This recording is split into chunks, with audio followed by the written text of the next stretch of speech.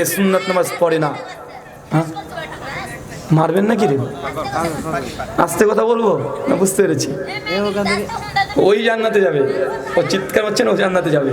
পাগল তো হিসাব নেই। সুনান তিরমিজির হাদিস, 3 শ্রেণীর উপরে আল্লাহ সাদা কলমকে তুলে নিয়েছেন। এক শিশু, 2 পাগল, ওইখানে আছে।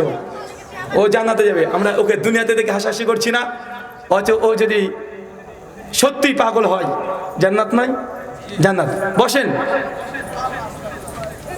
শুকরান। শর্মাতে শুধু কত রাকাত নামাজ? 12 রাকাত নামাজ। কোন সময়?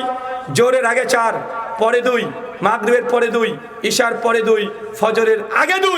এই 12 রাকাত সুন্নাত আমাদের হানাফি ভাইরা এই আমলটাকে সবচেয়ে বেশি জোর দেয়। শুধু এটাই নয়, 12 রাকাত নামাজ পড়ে তো পড়ে, তারপরে আরো 12 রাকাত তারা বসে বসে নফল নামাজ পড়ে না পড়ে।